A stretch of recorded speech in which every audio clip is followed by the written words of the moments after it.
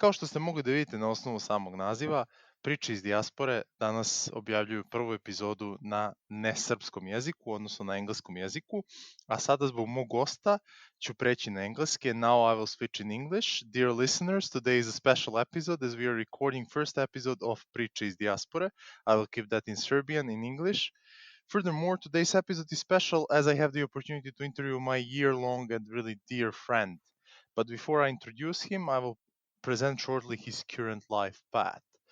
He was born and raised in Paris. His bachelor and has completed master studies in economics from Leuven University in Belgium. He's one of the greatest foreigners who are football fans of Red Star Club, and editor of Futbolski online magazine, about which he's going to tell us more in the minutes to follow.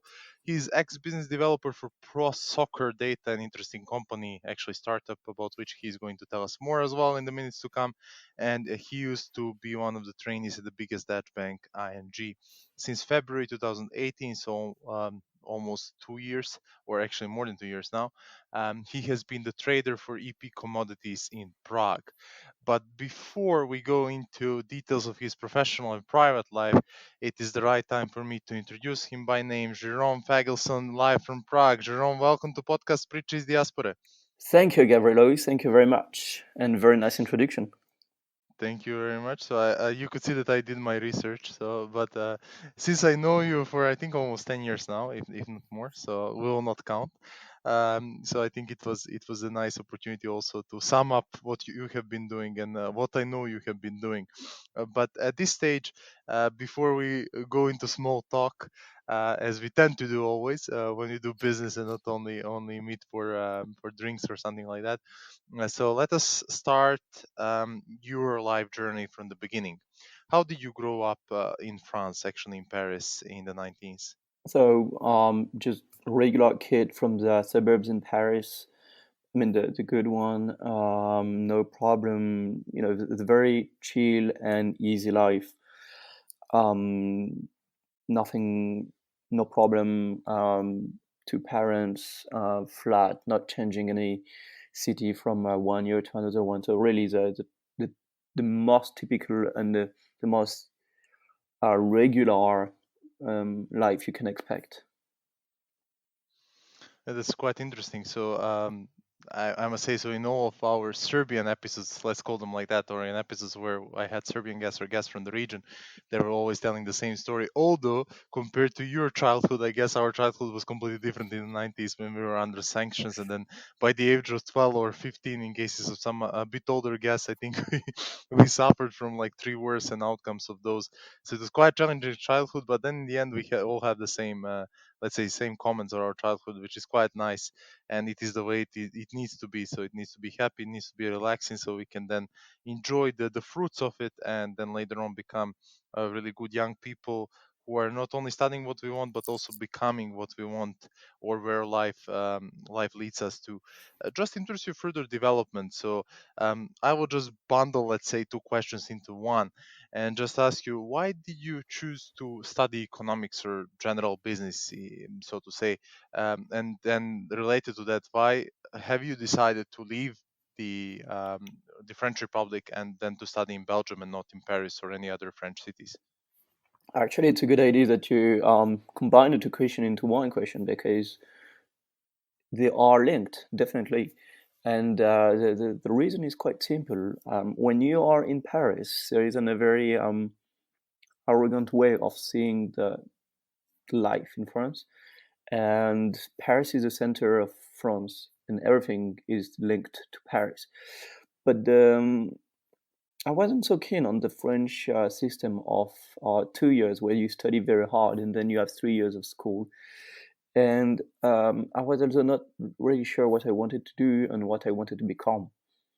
And at some point, one day, I went to study fair for university abroad. I had many talks with people from Montreal, from Maastricht, among others, and it really broadened my horizon and showed me that there is something outside of Paris. And at some point, after doing some research, I discovered a program called Business Engineering, which is basically combination of some engineering, but a major program in economics. Therefore, you can more or less do whatever you want after, maybe not being an engineer, but you have some knowledge of physics, chemical, strong background in mathematics. And that was a good combination for me, and that was very interesting. So I decided to go to Belgium for that. Yeah, quite interesting. I think we discussed it several thousand times, I would say, but it's really interesting concept. I think in something close by to what people in Germany call BWL studies. So that Yes. around 90% of of people here in Germany studied in one way or another. But I think it's quite interesting. So you are not specializing yourself as an engineer, but you're specializing yourself for, let's say, economic studies or business studies in general, and then you are kind of specializing by let's say having a good background in physics, in chemistry maybe for some people, and then also in math, which is quite important for engineers. So after completing bachelor studies for, let's say, the other Leuven University, so the Catholic University in Wallonia in Belgium, so you're moving for master studies to Catholic University in Flemish part of Belgium, so in Flanders.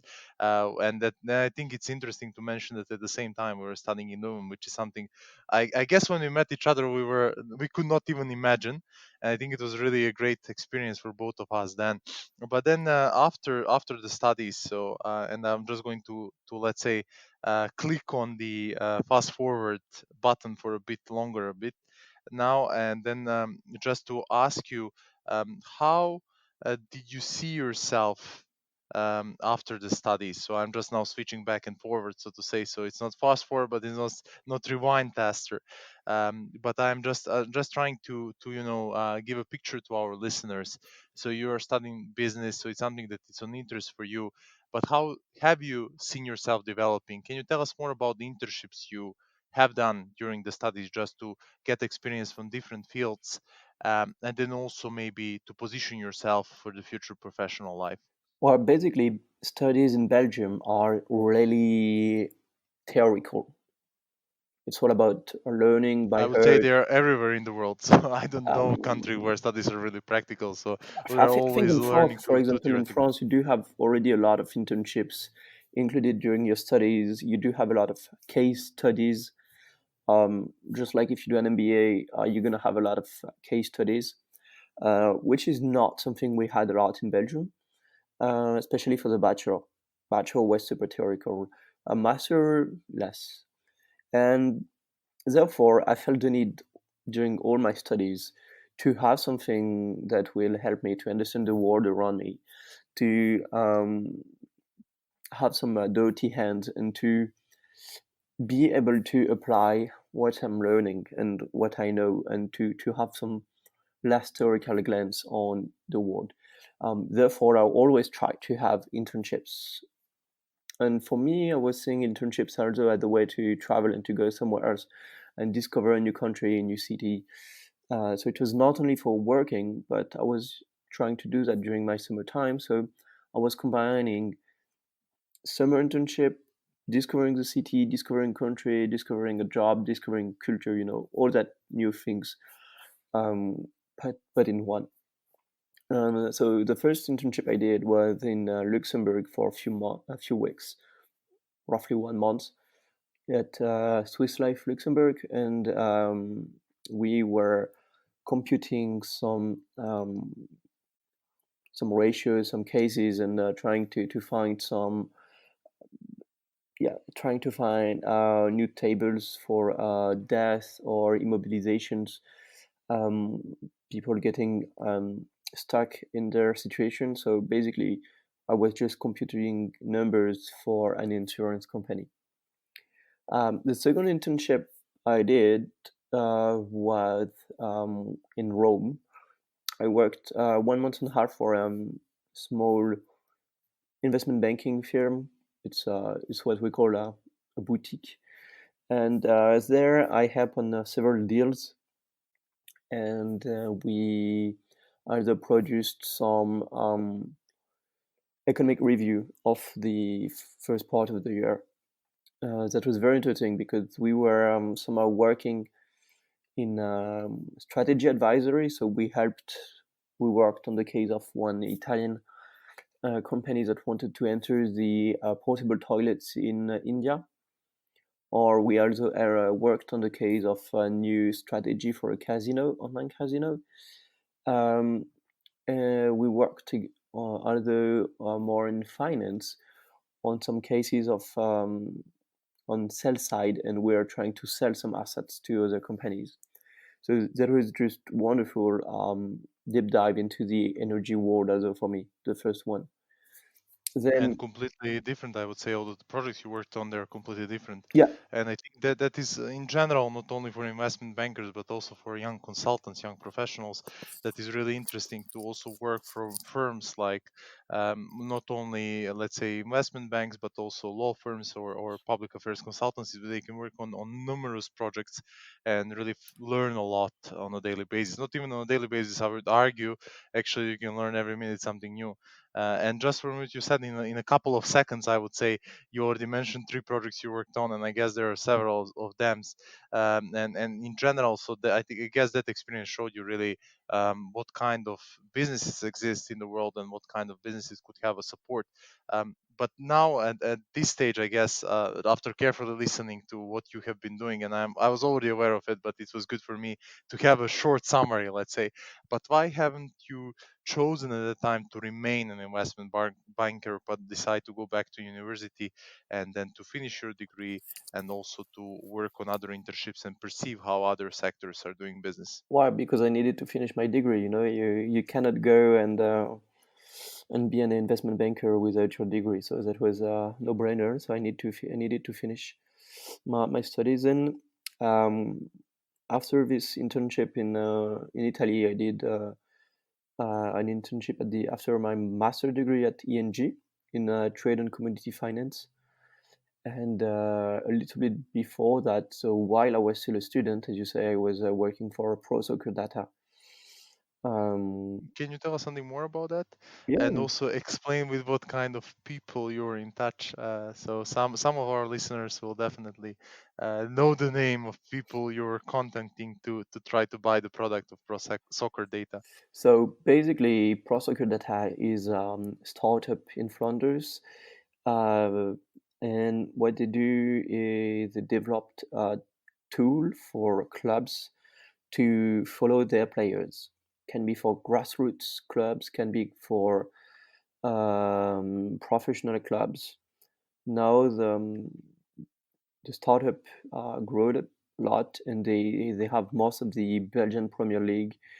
They have some teams in France. They have some contracts with entire federations, like Japanese federation, I think.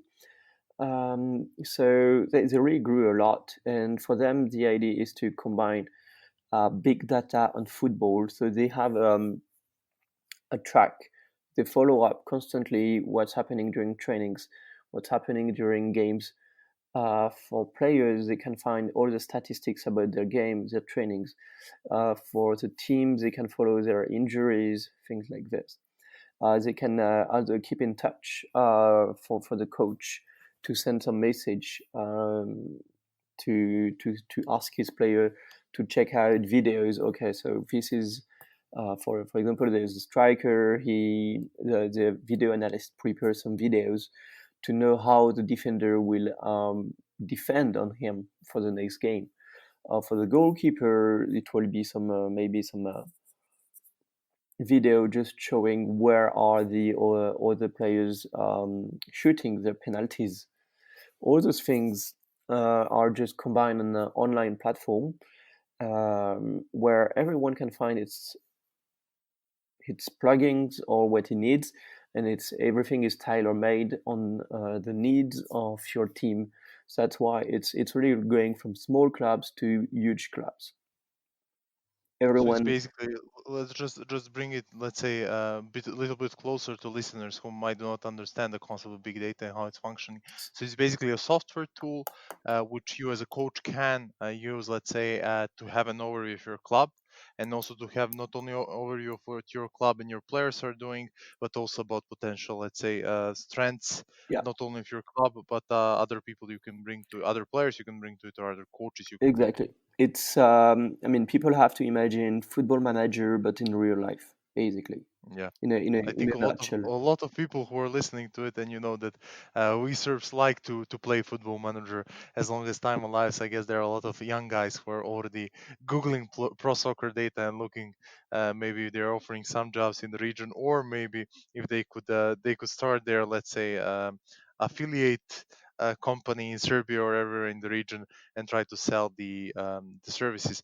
Just as, let's say, an episode during your stay at, or during your employment for soccer data, you also contacted one of the famous Serbian coaches, and I won't say his name. I will leave it for you to tell us that story and how in the end that winded up. Um, I'm not sure actually I can reveal the name, but let's say that he won some titles with the national team and he moved to the US after. Um, I think that will tell a lot. that, so that's all I can say. And that was very interesting because that coach is very young and he likes being surrounded by data. I think a lot of the new generation of coach, generally speaking, likes having new tools to project themselves and to have more information, and therefore such kind of tool is perfect for them. So we get in touch together, and we got a couple of business meetings. It escalated actually to the general manager of the team. Um, the main issue was legal reason at the end, and we couldn't make it because of the MLS registration and legislation, and therefore we had to give up and to cancel that project. Um, but until further notice, and things changed not so long ago after. But that was, I mean, the window was not open anymore for such kind of deal. But that was very interesting. Very nice person. Very interesting one. He has his vision. He knows where he wants to go, and he is always keen on finding tools that will help him going where he wants to go. Unfortunately, he got fired from the position he was in shortly. Well, not shortly. I think it was like a couple of months ago, just before we started taping this podcast. But anyways, it's an interesting story, and I guess one of the learnings we can tell to people based on this story is definitely that startups in Europe or in general across the world are really, let's say, going ahead of regulation and mindset of people, which is clearly shown in this case because the regulation was actually blocking the possibility to bring the innovation to football. And it is not only happening in MLS, it is happening all across the world, and it is happening especially in regards to better management of players and better management of clubs and coaches. Exactly. Basically, people are inventing new products, and the state or the current legislation is always lacking behind. Therefore, when you are a startup or when you have such kind of very new product, you often need to do some lobbying for that, and that maybe is one of the lessons that people can realize if they read the story of Uber, for example. Is they were very aggressive on the market, but they didn't do enough lobbying. They didn't take care enough of cities, of body regulations, and therefore they had a lot of troubles in a lot of cities with local taxi drivers. And that's I wouldn't compare the two situations, but I would just say that you always need to understand the environment in which one you are evolving and taking everything into consideration around you, because it's not because you are doing business and you are creating jobs that people will be happy about it, because sometimes there is some distractions around you also, or you are changing minds and people are not always ready for that. Therefore, it's Exactly. always need to be careful about the entire situation, and it's not because you think that you are doing something good that people will authorize and accept it. Exactly, exactly. I think that's the right thing you just said. So the biggest problem is actually to change the mindset of people, and to do that, you should not only be convinced that the thing you're trying to sell them or to, let's say, implement in their reality is the right thing, but to convince them to believe that what you want them to do is the right thing, which I think is where Uber massively fails. Apart from, let's say, Asia and US, so they completely, let's say, misjudged the European mentality and misjudge the way taxi drivers here in Europe behave. So I think that was the biggest failure, and that is the lesson that they need to learn. And the regulation completely different functions in EU and across different EU member states and jurisdictions. So for that reason, they definitely failed. And if you ask me my personal opinion, I think they are still failing, and also failing to acknowledge that they are failing. And we can see that they're already investing a lot of money in, let's say, judicial processes of judicial payments to potential victims or whatever they are, to potential drivers who are, let's say, working over hours but are not being properly paid, etc., etc. Let's not get into details, but I think the message is clear. So there are cases out there that you need to watch out for, and to use lessons learned, not maybe their lessons learned, but your lessons learned based on what they have been doing, and then to apply in your business, especially if you're working in the startup environment. But you have not been there that long in startup environment. You have then decided to, after finalizing your studies or shortly before, to switch to work as a trader, and then not even in Belgium, but once again outside Belgium. What made you move to Prague and start working as a trader? So first of all, I will just mention a small thing. When you say that I moved from the startup world to the big corporation world, people think that being an entrepreneur is the coolest job ever because everyone just have those image of those cool US entrepreneurs um, winning a lot of money with their IPOs and having their successful startups. But this is not true. This is a tiny, tiny, tiny parts of entrepreneurs. And being an entrepreneur is a very, very tough job. It's a 24/7 job. It's the most stressful job ever because you're actually not sure that your job gonna survive. And this is what a lot of people need to understand. Exactly. Going to startup is fun, is nice, but it's very, very demanding. And back then I was either not in that mood for such kind of job because you're gonna have when you're working in a very small startup at the early stage of the startup, there is no business developer, lawyer, or whatsoever.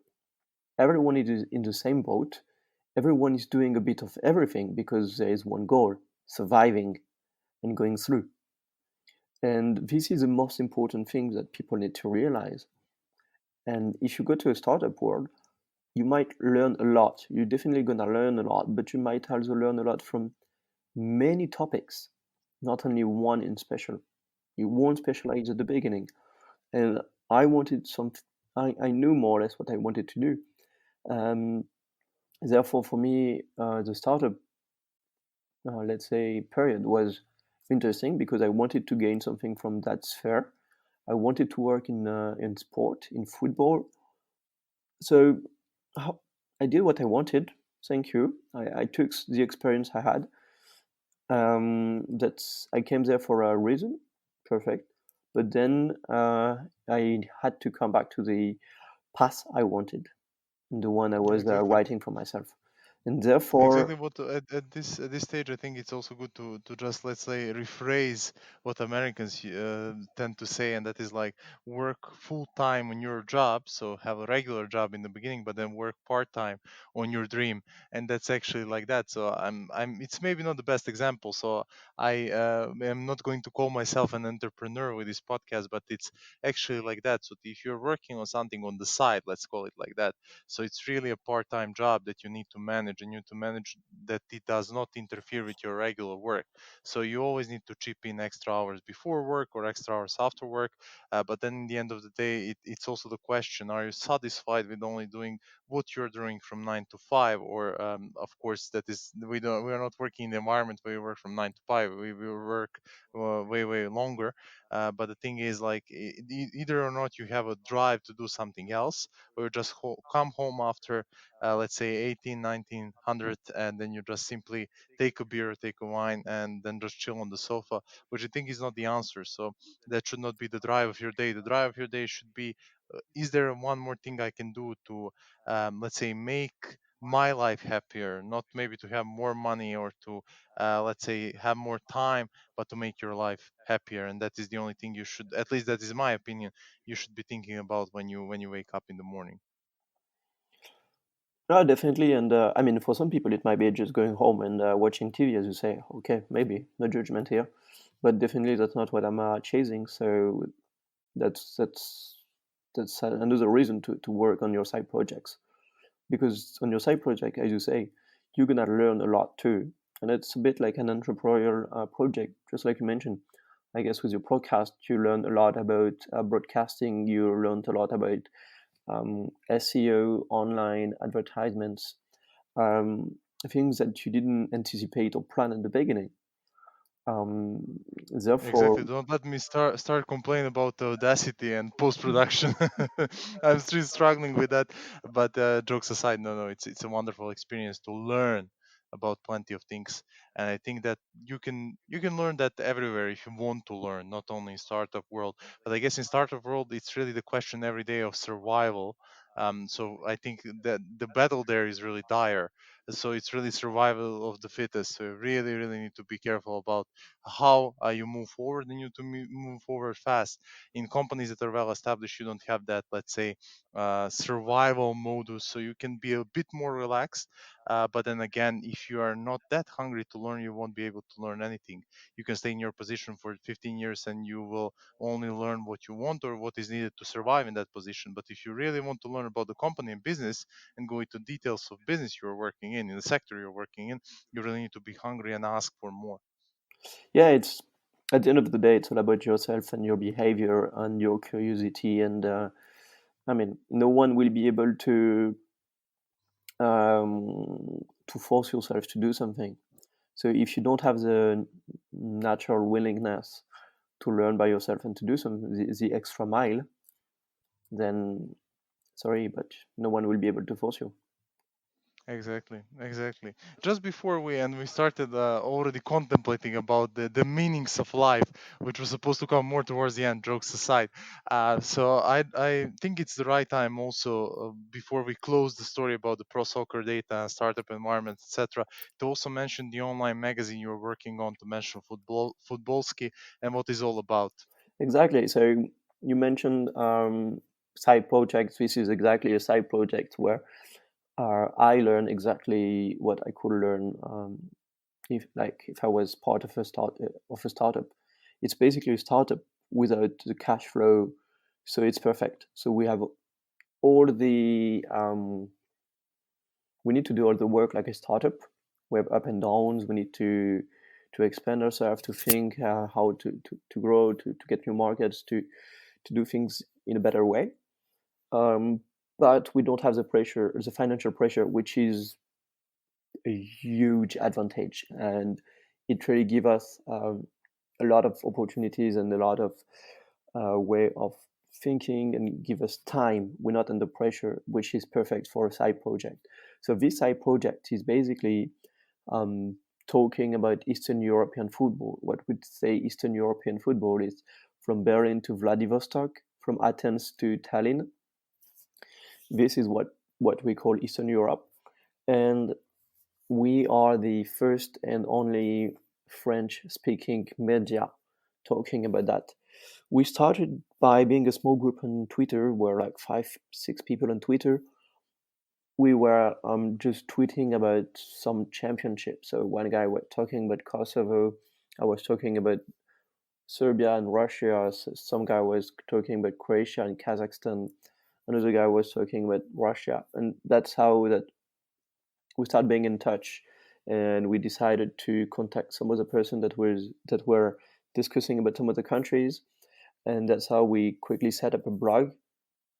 We started with 5, 6 writers, and now we are something like 20 writers. We had our 5th birthday not so long ago, so I think we're going on our 6th birthday quite soon, and we need to reinvent ourselves constantly. I said we have no pressure from outside, so it's a self-regulated project, which is also very complicated, and everyone just writing when they can, and our aim is to give a good and a nice image of that kind of football. Let's say that when a lot of people are thinking about Eastern European football, they will think about violence, heroes, problems, when there are so many better stories, um, historical stories. There is a lot of stories from the Soviet time, or even from more recently. Let's just take an image. How can you believe that Zvezda won the Champions League in '91 when you see the current state of football in Serbia and the current state of football in Western Europe? It's completely unbelievable for me. That's a very nice story. You have a lot of stories with people from the diaspora. Also, you can do some interviews. You can mention the story of some historical clubs that are actually just in limbos. Um, so there's a lot to say about that, and we are just here to promote and to give a nice image of this football. Yeah, exactly. I think it's a wonderful project. We're going to put the link below in show notes, so people would be able to see, especially people who are speaking French or trying to speak French, like I do. So, but I think it's really a nice idea, a nice project, and really a really nice side gig, so to say, where you're able to connect with people about your passion, a side passion, I would say, and that's definitely football. But let us now get back to your prime passion, that's finances. Can you tell us more about how it came true that you are now working as a trader in Prague? And can you maybe, let's say, give us insights about your daily work in offices of your company in Prague? So, in a nutshell, I knew I wanted to work in the energy sector. I tried something when I was in Amsterdam in trade and commodity finance. So basically, we have traders calling us and say, okay, um, I want to ship some oil from Venezuela to Lebanon. So we have that boat, but we need the finances for the boat. What's your bid? So you like computing things and you say, okay, so it's gonna be X percentage. And I didn't. You need to be well aware of energy, of geopolitics, of that kind of thing. But that was way too strict for me. So I decided, yeah, it looks way funnier to be that trader actually, to not to finance it, but to be the trader, to take the risk.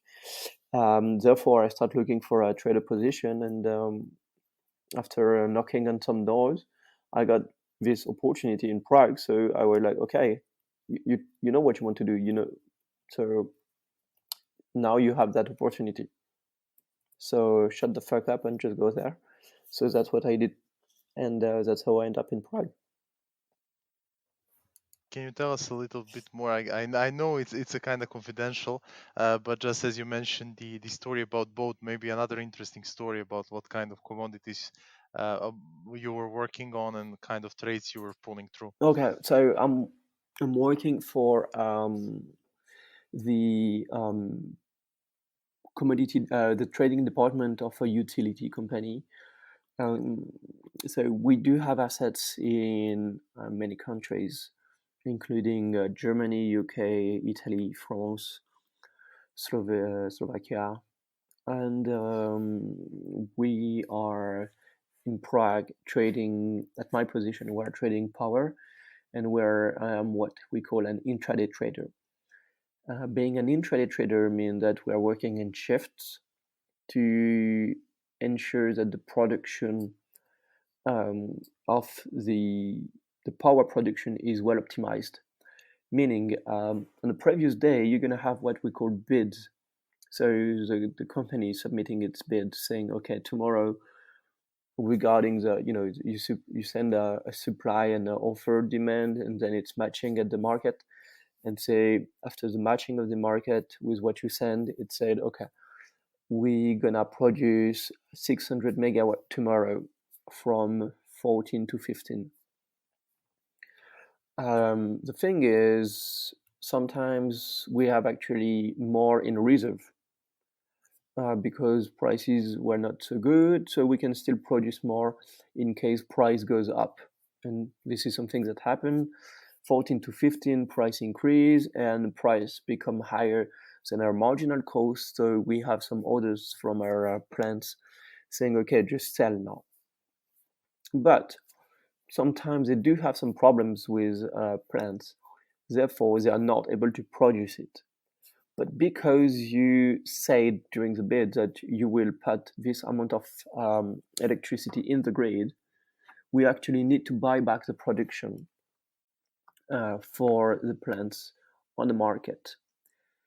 Last option for trading is what we call prop trading, is basically taking some prop positions, either selling or buying, waiting a bit, and then closing the position, making a profit or loss.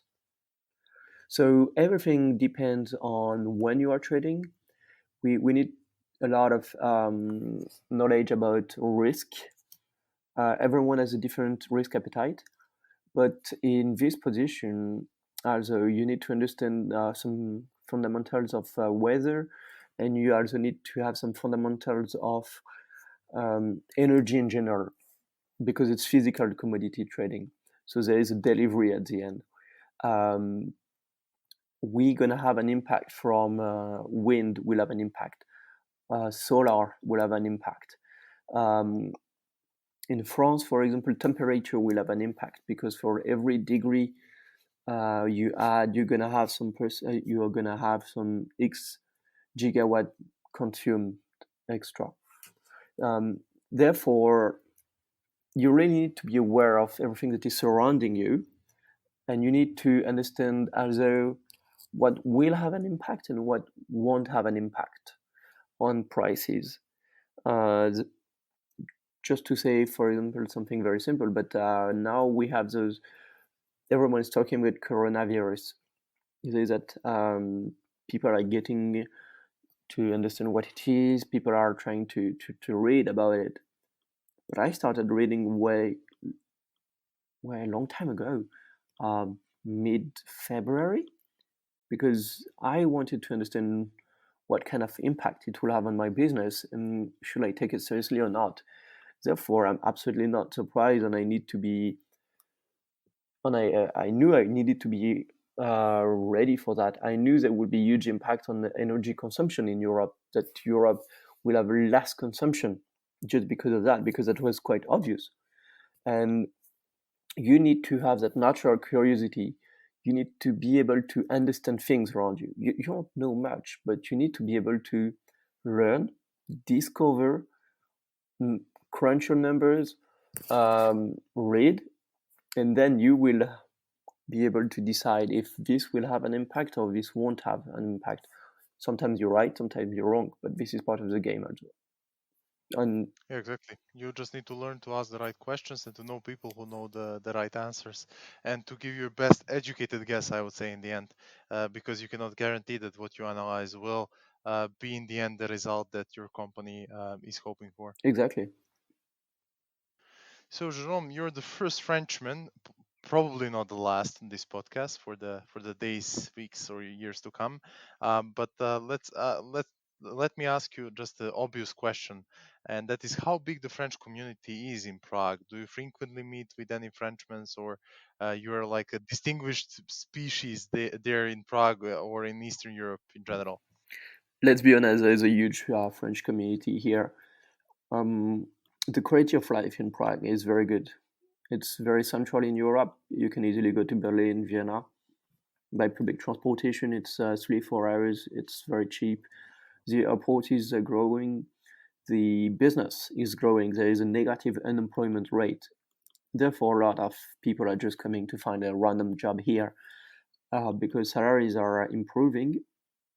Rents are skyrocketing, but that's a different story. And French people, times are not so good also for France right now. So people are looking for solutions. People are looking for jobs. And when you see that kind of negative unemployment rate, well, it's an opportunity and a risk you need to take. And you come here, you think you're gonna stay not so long, and at the end of the day, you stay way longer than expected. Exactly. I guess this is the immigration story for most of the people in the world, not only Frenchmen. But in those terms that you mentioned, the situation is not that good in France. Can you let us know why did you leave France in the first place, and what was your key motivation for leaving your home country? You mean after my studies or after? In general, first time when you left France, but you could also expand on other points if you want. Well, I would say that the first time when I left France was for my studies in Belgium, and that was very that was for a specific purpose. That was only for studying there, but I had absolutely no idea if I wanted to stay there or to come back here. And at the end, the first time you do it, it's always a bit tough, always a bit complicated because you're not really sure about how things will go. And then you do it the first time, you do it the second time, the third time, and then you're like, okay, this is quite an habit. You know what you need to do um, when you go abroad, and then you know how to survive. I would say at the beginning, and then you know how to make your path when you arrive somewhere, and therefore it's smoother, easier, and we all happy with the way it is. And Yeah, exactly. I think that's the right answer. In general, I always tend to say that I'm a journeyman, and I guess all of us are journeymen to some extent, because we don't know where we'll wind up. So it could easily be that I receive a message from you, knowing your nature, that you're moving to Kazakhstan or somewhere else, like in the next couple of weeks. But yeah, so I think it's the mobility of today's world, and that's best shown in the case of coronavirus outbreak, how quickly it's spread across the world simply because the world is now a global village. And if you take the example of SARS virus in the beginning of 2000, so obviously it didn't spread that much outside China because people were not going to China. Now people are impressed with China. A lot of Europeans are going to China not only to visit, but also to live there because they don't want to be part of the new modern world, of the world that is rising in terms of not only commerce, not in terms of economic activity, but also in terms of that emotional side. People are positive, and when you look in Europe, so people are really negative. People are panicking. People are afraid of everything. People are afraid that their standard is going to be lower over the next few days, not even months, years, or decades. So the picture is really gray when you look at it from that position. So I completely understand people who are moving outside Europe because they do not want to live in the atmosphere of fear and constant panic. yeah, and I think when you travel, you get more used to such kind of environment. You get calmer. You get more also more open in the world. And I said you get to know what's around you. You get to understand it. You get to be less under pressure, so you know how to behave, and you get also naturally more um, yeah, more tolerant and more ready in case of such kind of things happen. It's part of the natural curiosity after. Yeah, exactly. Getting respect for people. If you look at it, when you go to Asia, for example, I'm the big fan of Asia for sure, and I think I have mentioned it thousands of times in this podcast. But when you go, for example, to countries and really see how people are poor there and they're still managing to smile and enjoy their life, I think that is something that we need to relearn as Europeans in general, because our mentality when it comes to joy of life is the same all across Europe, regardless of let's say quality of life and standard of life. That said, in terms of your future journey, before we close, I would like to ask you: do you see yourself in France in the future, and in what way? Yeah, possibly. Really, nothing is written. Everything is on the table. It will depend of job opportunities for sure. In the meantime, France is really country where there is a lot of things to do. You have mountain, you have sea, you have a lot of big companies. So for sure, there should be some opportunities, and it is very attracting. The question is, will I decide at some point to go back there, and how and why? The social benefits in France, are very good. So when you become older, maybe it makes sense also to come back, also to come back closer to your family, to your beloved one, to your friend. Um, so nothing is written, everything is on the table, and everything is possible. Exactly. I guess that's the answer for most of people from our generation. We don't exclude anything, but we don't say we're going to do something because, as you just mentioned, nothing is written in the stone. Before we conclude, Jerome, I would just thinking if people would, after hearing this for almost 1 hour now, our conversation and what you have been sharing about your life path and would like to learn more about you, what's the best way to do that? Um, Trying. People need to try. They're gonna see it works. It doesn't work. You have nothing to lose. I think that's one of the best messages. In the end, Jerome, thank you very much for being the guest on my podcast, Priče dijaspore. I hope this will not be the last time when you are the guest or when we'll be speaking in English. Apologies to those, and I will in a couple of minutes switch to Serbian. Apologies to those who do not speak English at a level they would understand, although I think we were not indulged in our, let's say, conversation in a high level English that people will not be able to understand. But I will mention that in the Serbian towards the end. Thank you very much for being one of my guests, Jerome. You're very welcome, and thank you for inviting me.